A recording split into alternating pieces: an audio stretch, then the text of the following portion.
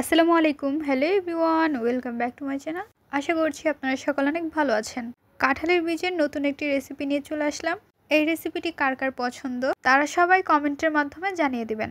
এবং আমাদের চ্যানেলে যারা নতুন আছেন তারা অবশ্যই সাবস্ক্রাইব করে আমাদের পাশে থাকবেন এবং নতুন নতুন রেসিপি দেখার জন্য তাদের সবাইকে আমন্ত্রণ রইল। বিসমিল্লাহির রহমানির রহিম। চুলায় একটি ননস্টিক কড়াই বসিয়ে দিচ্ছি এবং অ্যাড করে নিয়েছি সরিষার তেল। এখন আমরা এর মধ্যে দিয়ে দিচ্ছি বাসমতি শুটকি। তো ভালোভাবে শুটকিটি ধুয়ে নিয়ে নেওয়ার পর তেলের মধ্যে দিয়ে ভেজে নিচ্ছি। অ্যাড করে নেব পেঁয়াজ কুচি দিয়ে দেওয়ার পর খুন্তির সাহায্যে আমরা নেড়ে চেড়ে নেব। পেঁয়াজটি হালকা একটু ব্রাউন কালার করে নিতে হবে।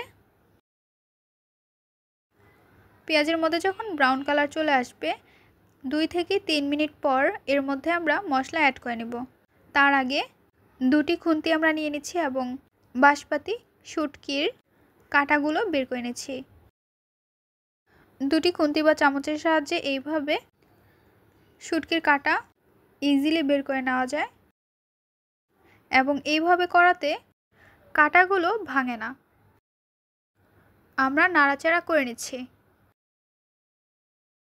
নেড়েচেড়ে নিয়ে নেওয়ার পর এর মধ্যে আমরা অ্যাড করে নেব থেতলিয়ে রাখা রসুন। এখানে আমরা 2টি রসুন থেতলিয়ে নিয়েছি। রসুন দিয়ে দেওয়ার পর নাড়াচাড়া করে নিতে হবে। নাড়াচাড়া করতে করতে দেখতে পেলাম আবারও বাসমতি শুটকির কাঁটা। তো কাঁটা দেখে আমরা খুন্তি দিয়ে তুলে নিচ্ছি। এখন মশলাগুলো অ্যাড করে নেব। প্রথমে দিয়ে দিচ্ছি গুঁড়ো মরিচের গুঁড়ো 2 টেবিল চা চামচ, হলুদের গুঁড়ো 1.5 টেবিল চা চামচ, স্বাদ অনুযায়ী লবণ দিয়ে দেওয়ার পর এখন আমরা এর মধ্যে দিয়ে দিচ্ছি চিলি ফ্লেক্স। মশলাটি যেন না পড়ে যায় অ্যাড করে নিচ্ছি অল্প পরিমাণ পানি দিয়ে দেওয়ার পর মশলাটি ভালোভাবে কষিয়ে নিতে হবে।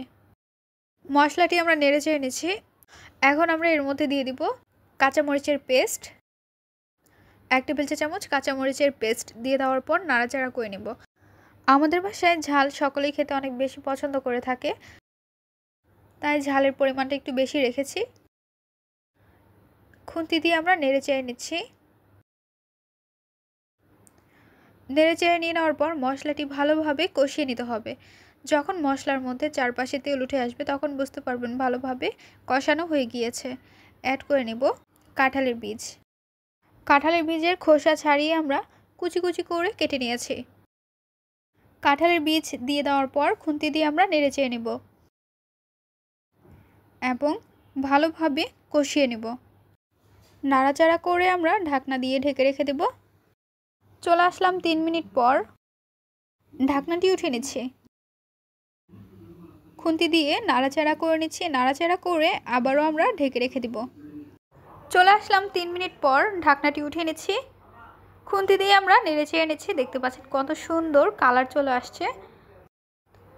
নাড়াচাড়া করছি আর এত সুন্দর স্মেল আসছে। নাড়াচাড়া করে আমরা আবারও ঢাকনা দিয়ে ঢেকে রেখে দেব। ঢাকনাটি উঠিয়ে নিচ্ছি। এখন আমরা নাড়াচাড়া করে নেব। নেড়ে চেড়ে নিয়ে নেওয়ার পর যখন কাঁঠালের বীজ ভালোভাবে কষানো হয়ে যাবে তখন এর মধ্যে আমরা পানি অ্যাড করে নেব। পানিটি আমরা পরিমাণ অনুযায়ী দেব, বেশি ব্যবহার করব না। পানি দিয়ে দেওয়ার পর আমরা নাড়াচাড়া করে নেব এবং নাড়াচাড়া করে ঢাকনা দিয়ে ঢেকে রেখে দেব। বলক আসা পর্যন্ত অপেক্ষা করব। ঢাকনাটি উঠিয়ে নিচ্ছি। দেখতে পাচ্ছেন বলক চলে আসছে। নেড়ে চেড়ে নিয়ে নেওয়ার পর আমরা চেক করে নিচ্ছি কাঁঠালের বীজটি সিদ্ধ হয়েছে কিনা। দেখতে পাচ্ছেন এখনও ভালোভাবে সিদ্ধ হয়নি, তাই আবারও আমরা ঢেকে রেখে দেব। ঢাকনাটি উঠিয়ে নিচ্ছি। খুন্তি দিয়ে আমরা নেড়ে চেড়ে নেব। নেড়ে চেড়ে নিয়ে নেওয়ার পর চেক করে নিচ্ছি। দেখতে পাচ্ছেন একদম ভালোভাবে সিদ্ধ হয়ে গিয়েছে, একদম মোমের মতো গলে গিয়েছে।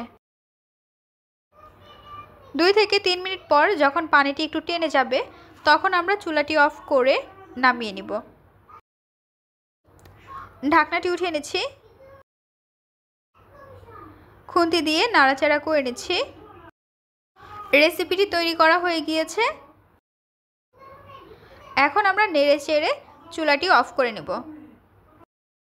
মজাদার এই কাঁঠালের বীজ রেসিপি আপনাদের কাছে কেমন লেগেছে তা অবশ্যই জানিয়ে দেবেন আপনাদের মূল্যবান মতামতটি। ভিডিওটি যদি ভালো লাগে তাহলে অবশ্যই এটি লাইক করে দেবেন এবং সাবস্ক্রাইব করে আমাদের পাশে থাকবেন। আরও মজার মজার রেসিপি দেখার জন্য সবাইকে আমন্ত্রণ রইল। আজকের পর্বে এখানে বিদায় নিচ্ছি গাইস। আসসালামু আলাইকুম, ভালো থাকবেন সবাই। আল্লাহ হাফেজ।